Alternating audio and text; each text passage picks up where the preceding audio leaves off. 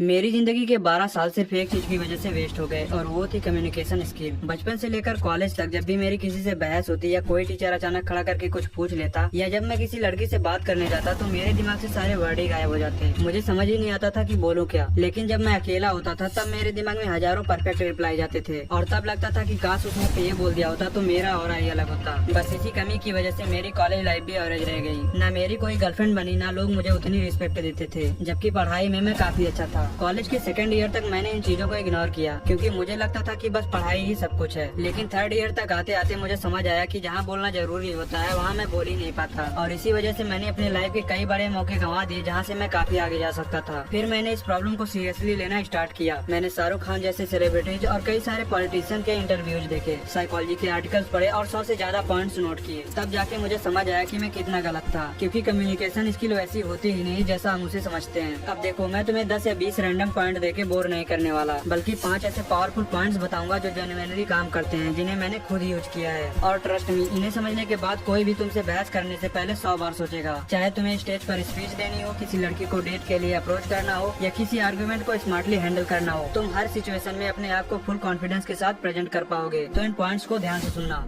सबसे पहले समझते हैं कि जब हमारी किसी से बहस होती है या फिर जब हम किसी लड़की के सामने जाते हैं तो हम ब्लैंक क्यों पड़ जाते हैं। देखो, साइकोलॉजी कहती है कि जब भी हम किसी हाई अथॉरिटी इंसान से बात करते हैं, जैसे बॉस, टीचर या किसी लड़की से, या फिर किसी आर्गुमेंट या क्रिटिकल सिचुएशन में होते हैं, तब हमारा कॉन्फिडेंस अचानक से गिर जाता है। उस वक्त हमारे दिमाग में एक साथ हजारों थॉट्स चल रहे होते हैं, लाइक सामने वाले की बात समझनी है, बॉडी लैंग्वेज कंट्रोल में रखनी है, क्या बोलना है वो सोचना है, और सबसे बड़ा डर, अगर मेरे मुंह से कुछ गलत निकल गया तो सामने वाला मेरे बारे में क्या सोचेगा। ये ओवर थिंकिंग हमारे दिमाग के वायरिंग को हिला के रख देती है। साइंस की लैंग्वेज में इसे मैगडाला हाईजैक कहते हैं, जिसका मतलब है कि जब हम किसी प्रेशर में होते हैं तो हमारा लॉजिकल दिमाग यानी prefrontal cortex temporarily shut down हो जाता है और इसी वजह से हम कुछ बोल ही नहीं पाते। अब अगर तुम मुझसे या साइकोलॉजी से इसका सोल्यूशन पूछो तो जवाब सिंपल है, मैदान में उतरो। यानी अपने आप को जानबूझकर उन अनकंफर्टेबल सिचुएशन में डालो जहाँ बोलना पड़ता है, जैसे क्लास में खुद से आंसर देना, डिबेट या डिस्कशन में पार्ट लेना या पब्लिक स्पीकिंग ट्राई करना। अब अगर ये सब तुम्हें टफ लगता है तो शुरुआत अपने दोस्तों से करो। अपने दोस्तों के साथ किसी भी टॉपिक पर बहस करो, क्योंकि जितनी बार तुम खुद को मैदान में डालते हो उतनी बार तुम्हारा दिमाग प्रेशर हैंडल करना सीख जाता है। तुम्हारी ओवर थिंकिंग कम होती है, कॉन्फिडेंस बिल्ड होता है और धीरे धीरे तुम कम्युनिकेट करना सीख जाते हो। लेकिन यहाँ एक प्रॉब्लम है, तुम्हारी प्रैक्टिस तभी काम करेगी जब तुम्हारा दिमाग शार्प होगा। और इसके लिए पॉइंट 2 को समझो।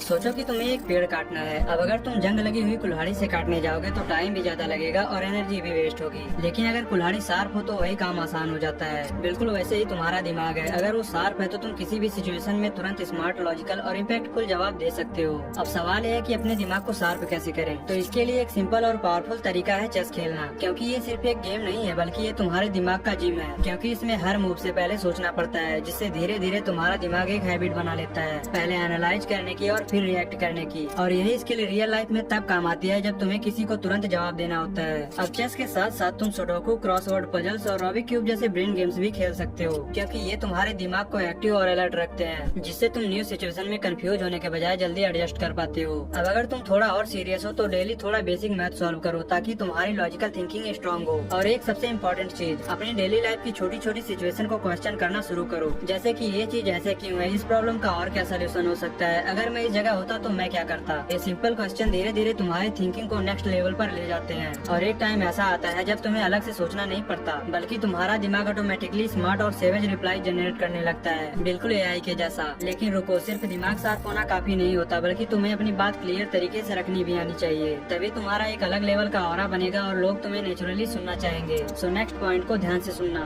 कई बार प्रॉब्लम ये होती है कि रिप्लाई दिमाग में होता है लेकिन मुंह से निकलता ही नहीं, और अगर निकलता भी है तो इतना स्लो, कंफ्यूज्ड या लो एनर्जी होती है कि सामने वाला तुम्हें सीरियसली लेना ही बंद कर देता है और वहीं पर तुम्हारा कॉन्फिडेंस गिर जाता है। अब इसका सोल्यूशन क्या है वो सुनो। तुम्हें बस 15 मिनट डेली वोकल फ्लुएंसी की बस 2 बेसिक एक्सरसाइज करनी है। नंबर 1, एक पेन या पेंसिल दांतों के बीच हॉरिजॉन्टली पकड़कर सिंपल सेंटेंसेज बोलो, जैसे मैं आज अपने दोस्तों के साथ बाहर जाऊंगा। तुम जो चाहे बोल सकते हो। शुरुआत में मुंह टाइट लगेगा, वर्ड्स क्लियर नहीं आएंगे, लेकिन जैसे ही पेन हटाकर तुम वही सेंटेंसेज दोबारा बोलोगे, तुम्हें फील होगा कि क्लैरिटी सडनली इम्प्रूव हो चुकी है और तुम्हारे बोलने की स्पीड भी बेटर हो गई है। ये वही टेक्निक है जो एक्टर्स और पब्लिक स्पीकर्स यूज करते हैं जब उन्हें अपनी डिलीवरी शार्प और इम्पैक्टफुल बनानी होती है। नंबर 2, जब भी बात करो तो अपने माउथ को थोड़ा एग्जीगरेट करो, मतलब लिप्स और जॉ को थोड़ा कॉन्शियसली ज्यादा मूव करो, क्योंकि जब मुंह ओपन और ओवर एक्टिव होता है तो क्लैरिटी ऑटोमेटिकली वॉइस में आ जाती है और तुम्हारी आवाज ज्यादा स्ट्रॉन्ग और कॉन्फिडेंट लगती है। लेकिन एक प्रॉब्लम अभी भी है, जब हमें किसी को जवाब देना होता है तो दिमाग में शार्प और सेवेज रिप्लाई आते ही नहीं। और इसी का सिंपल सोल्यूशन है पॉइंट 4।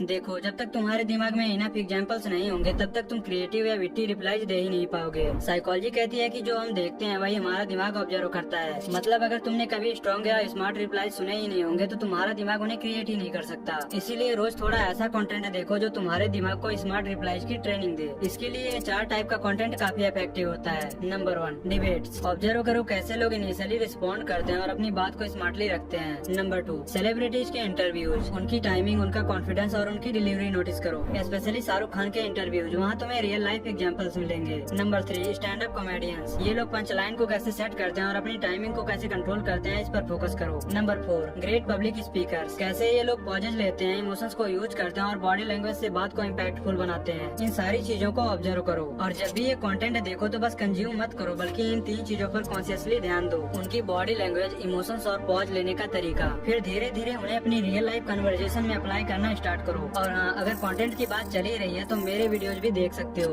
वहाँ तुम्हें डायरेक्टली यूजेबल इंसाइट मिलेंगे। सो अगर अभी तक सब्सक्राइब नहीं किया है तो अभी कर लो।